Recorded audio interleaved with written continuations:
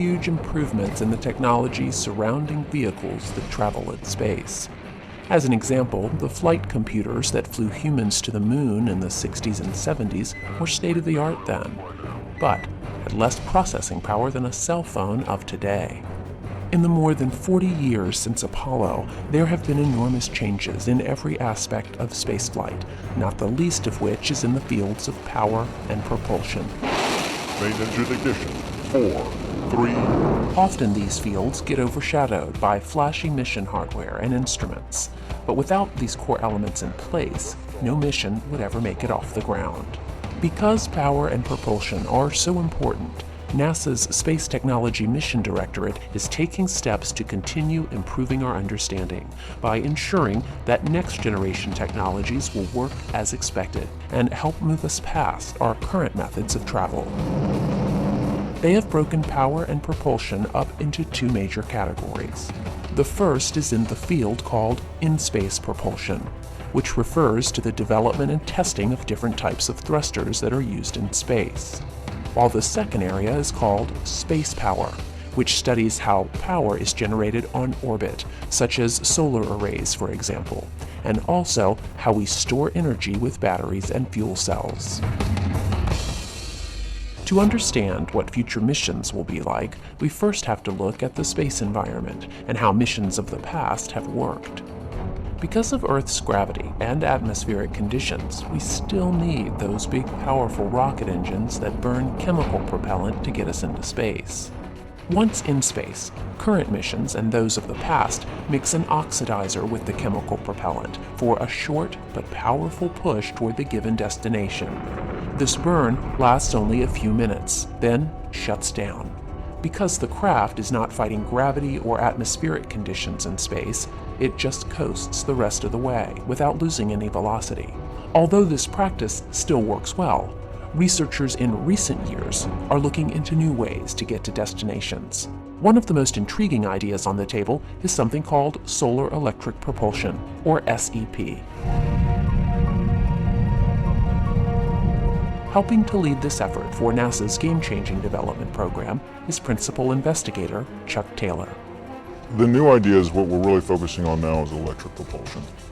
And that differentiates itself from chemical propulsion in that rather than combusting a fluid and getting a managed explosion, if you will, you're basically exciting ions and getting an electron and an ion stream leaving the end of the engine, and that's how you get your propulsive force. This form of propulsion is intriguing because it uses energy captured by the sun. It relies on the acceleration of ions using electricity generated by solar arrays instead of the chemical energy stored in the propellant itself. It is very attractive to NASA planners because by using the sun's energy in the process, considerably less propellant is being brought into orbit, which reduces launch mass and cost. An SEP system is usually considered to consist of the large arrays that generate electric power, the power processing units that convert this power, and the thruster, which uses the electric power to ionize the inert propellant and accelerate it out of the spacecraft to generate thrust. Each of these elements are being studied, with one of the most important pieces being the large solar arrays themselves. A big challenge facing planners is how to get enough power to complete missions. We're creating a set of solar arrays that are about 2 times the size of solar arrays that are in use today. We're talking about generating on the order of 50 kilowatts of prime power, which was a substantial step up from what is used in commercial industry today or any government satellite. The biggest hurdle we have to overcome is the mass of those arrays and the stowage volume of those arrays.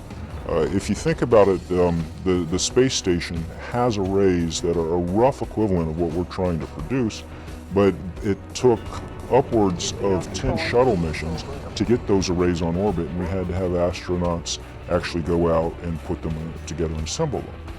We're trying to make arrays with just as much prime power, but be able to be stowed on one rocket launch and have them deployed autonomously. Because these new arrays are so large and so unique, testing them will take a very special facility.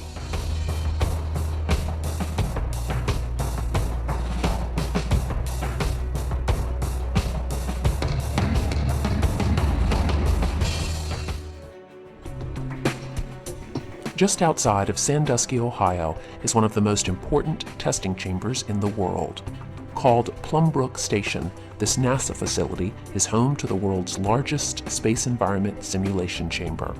At just over 100 feet wide and 122 feet tall, it is possible for researchers to perform full-scale tests of spaceflight systems in a vacuum and temperature environment ranging from low Earth orbit to deep space and planetary surface conditions. You may have seen this facility before if you saw the first Avengers film. But the real-world applications that NASA is developing here have the potential to be more revolutionary for future space missions than anything Hollywood could think up. NASA's Carolyn Mercer walks us through the facility to explain how next-gen solar arrays will be tested. This is the Space Power Facility at NASA's Plumbrook Station. It is the world's largest vacuum chamber, and we are going to bring one of our solar arrays right in here to determine whether or not it really is going to be able to autonomously deploy in the conditions that simulate space, namely a vacuum and hot and cold temperatures. Just like a tall ship, we have masts that are going to be used to hold our cryo shroud and booms and spreader bars to attach to the vacuum chamber here. The cryo shroud itself is called that because it is going to be cryogenically cooled to get us to minus 60 degrees Celsius and then warmed up to plus 60 degrees Celsius. This cryo shroud is big. It's 40 feet in diameter and 40 feet high, but it's big enough to hold our about 30-foot diameter solar array wings. As Carolyn mentioned, NASA will be testing these new 30-foot solar arrays in this facility. Of course, solar arrays in space are not new, having been used for decades to power spacecraft. But if we are to move past low Earth orbit and into deeper space, new technologies like improved solar arrays will need to come online. Solar arrays are flying right now. Commercial satellites are flying solar arrays. And the International Space Station flies solar arrays as well. For comparison, the new arrays that we're building right now are going to be about 20 kilowatts of power. They'll provide about 20 kilowatts of electrical power. And they're about 100 meters squared in size. So for comparison, for a single solar array wing on the space station, you'll get about half again as much power, so about 30 kilowatts, but it's 3 times bigger, much larger area. And for a commercial satellite using solar arrays, the state-of-the-art is about half the power, about 10 kilowatts. But the important thing is that the state-of-the-art uses rigid panel construction, we call it. So the solar cells themselves are fixed onto like a honeycomb structure. We're not doing that anymore. We have this really novel, flexible blanket technology, so that combined with high-efficiency cells and lightweight structures, we can get very large arrays. So for instance, we're building about 20 kilowatt sized wings right now. You put 2 of them on a spacecraft, you get about 40 or 50 kilowatts of power. That will enable you to do exciting missions like the asteroid redirect mission. The very same design can be scaled up to, let's say, 250 or 300 kilowatts, and that would allow us to send people out to an asteroid. And then the same technology can be scaled up yet again to maybe 800 kilowatts, and we can send people to Mars. So I'm really excited about this technology because it is the stepping stone for how we're going to explore space differently. And this matters a lot because solar electric propulsion, for which these wings we're developing, it's a much more economical way to explore deep space with people. The solar arrays address the solar and electric part of SEP. But what about the propulsion? Here at NASA Glenn, researchers are working on new thrusters that will work in concert with the arrays to power these new devices. Thrusters like these use the electricity captured by the arrays to ionize the fuel, which in this case is xenon, to produce the thrust that pushes the craft forward. Although this technology has been around for decades, the more than 200 satellites already using them only have very small thrusters. NASA needs much larger devices to move us further into space, so there is a big push to build these devices. Here we have a 12 kilowatt Hall thruster. Hall thruster technology is also being invested in by Game Changing to provide high fuel efficiency, higher power, higher thrust capabilities for in-space propulsion. So this is about the same size as the thruster that's being developed within the Space Technology Mission Directorate, a little bit larger in size. The improvements that we're trying to make by studying these devices is increasing lifetime, an order of magnitude, increasing power, and increasing the exhaust velocity of the ions. That exhaust velocity is a higher specific impulse, and it provides better fuel economy essentially. And what we're trying to do here under the Game Changing is really push on three critical areas. The power level, so 2 or 3 times the current state-of-the-art power level. Higher exhaust velocity, 50% higher exhaust velocity results in higher fuel efficiency. And 3 or 4x the operational lifetime. So geostationary ComSats, they have lifetimes for the spacecraft on the order of 10 to 15 years. And that results in a 10,000 hour or so lifetime requirement for station keeping for the thruster. What we're talking about is a thruster that can last 40 or 50,000 hours of operation, so multiple years of operation. But the thrust is tiny on these types of craft, about the equivalent of the weight of a coin resting on a table. But a major benefit is how long they can burn. Instead of the quick and powerful burn for a few minutes like a chemical rocket, these ion thrusters can burn for thousands of hours, which allows that tiny amount of thrust to build up into speeds needed for deep space missions. But solar electric propulsion can also be used closer to Earth as well. Researchers believe that solar electric propulsion can be used as a type of space tug that can take satellites launched at low altitudes and bring them to higher altitudes, potentially saving millions of dollars in propellant costs. Many believe that solar electric propulsion may also be a viable way to service satellites and remove dead satellites as well. Satellites are a big industry right now, and when they decay and they are no longer of service, it's you can't just call someone up and have them go out there and service. It's a big deal to send something into space to fix one, but if you fix it, it can generate a lot of revenue to the companies. So solar electric propulsion is one mechanism we can use to get there and potentially service. So that's another mission concept. But it also can get rid of the broken down satellites that are cluttering up our orbits, what we call our space debris problem. So there are a multitude of commercial applications in and around Earth for solar electric propulsion. As SEP technology gets larger and larger, researchers also see a need for thrusters to get even smaller. With that thought, NASA researchers have been working on thrusters generically called microthrusters that can make small but precise maneuvers. We're working with microelectric spray thrusters. Those are basically the size of a sugar cube. And rather than working, trying to push very large spacecraft, asteroids around, we're talking about trying to do a couple things. Provide main propulsion for CubeSats, very small satellites that are now going into use for university research. Other government agencies are using them for various purposes. And to date, they've been launched without propulsion.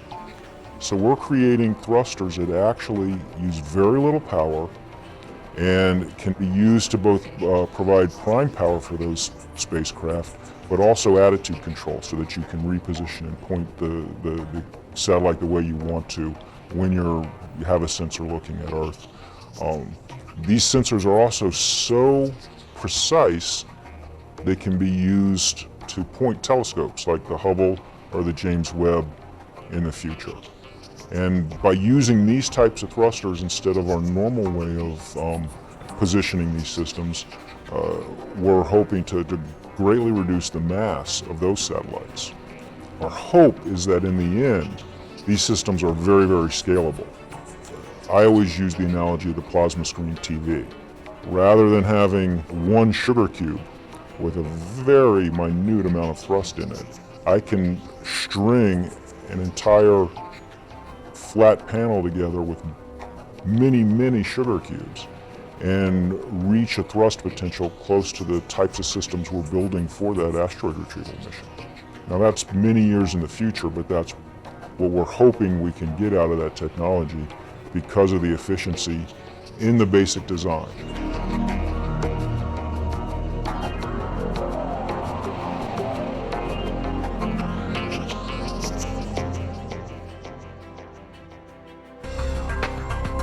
So far, we've seen really innovative designs for spacecraft solar arrays and thrusters. Another component that needs to be addressed for space missions is battery life and advanced fuel cell technology. Here at NASA Glenn, teams of researchers are working on next-generation batteries and fuel cells for the Advanced Space Power Systems project. The hope is that the work they are doing will revolutionize the types of batteries and fuel cells that are currently being used for space missions.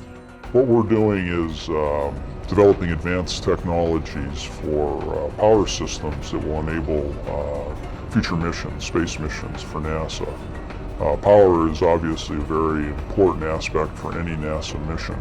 So it's critically important that for deep space exploration, for instance, where we have very long-term missions, that we have very reliable systems, lightweight, low maintenance systems. So we're currently focusing on developing advanced fuel cell technology and advanced batteries. Batteries are useful for relatively low power, short duration needs, for instance, for extravehicular activity, EVA activities. And fuel cells are of value for higher power, longer duration needs, exceeding 1 kilowatt.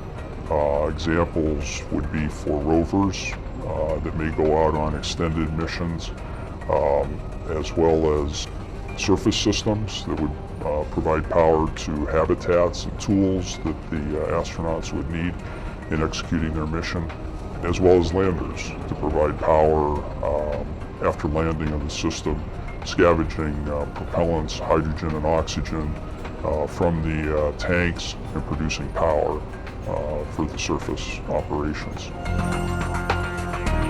Without getting too technical, a fuel cell is an electrochemical energy conversion device.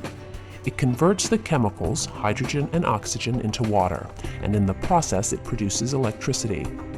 In space applications, it could power any number of devices, including rovers. Because there is a need for lighter and more efficient fuel cells, the team has completely reworked older model fuel cells and produced much more efficient systems. The other electrochemical device that we are all familiar with is the battery. A major difference between a battery and a fuel cell is that a battery has all of its chemicals stored inside, and it converts those chemicals into electricity. The downside is that a battery eventually goes dead, and you either throw it away or recharge it. With a fuel cell, chemicals constantly flow into the cell. It never goes dead. As long as there is a flow of chemicals into the cell, the electricity flows out of the cell. Most fuel cells in use today use hydrogen and oxygen as the chemicals. Because batteries are so important in spaceflight, especially for EVAs or spacewalks, there is a need to dramatically increase the length that the batteries will last. Much of the work in this lab will do just that. What our main goal is to make batteries better, make them lighter, make them safer, but provide more energy with them as well. So a lot of what we do here focuses on low-level research. What goes into the battery, not the battery itself, the different materials that go into them. And there are main components that go into a battery cell. There's an anode, a cathode, each of them made of a different material. There's a separator, and there's an electrolyte. So we do a little bit of work dabbling in each of those materials to improve how they function and then how they function together. This work has paid off. These new batteries will soon be going on for further tests into next-gen spacesuits for final validation. And because NASA is owned by the American public, much of the technology being developed today for spaceflight may soon be showing up in devices back here on Earth. As you can see, power and propulsion will be cornerstone elements to future NASA missions. And with each passing day, the brilliant researchers of NASA continue to increase our knowledge and understanding of our universe, moving us into the unknown of deep space, while enhancing all of our lives back here on Earth as well. Throughout human history, people have always worked to harness power to better their lives. Early on, our forebears developed rudimentary machines driven by wind, animals, and water to run these devices. These machines were state-of-the-art for their time, but as with all things, new ideas began taking shape that changed the landscape of how power was developed. Eventually, new machines, fueled by gas, steam, diesel, and coal became the norm, and are, to this day, still the primary way we supply our buildings, cars, and overall lives. And the demand is not slowing down. In recent years, power usage has increased exponentially. So planners have been looking at new technologies and ideas to help bring us out of the 20th century mode of power generation and into the future. Not surprisingly, NASA personnel are part of the core wave of engineers and researchers who are looking at ways to change how we develop power. While some of their ideas will have Earth applications, the bulk of their study is finding ways to improve how power is used and developed aboard spacecraft. This work will help us move past our current methods of power generation in space, allowing new and exciting technologies to come online that could be the disruptive force we need.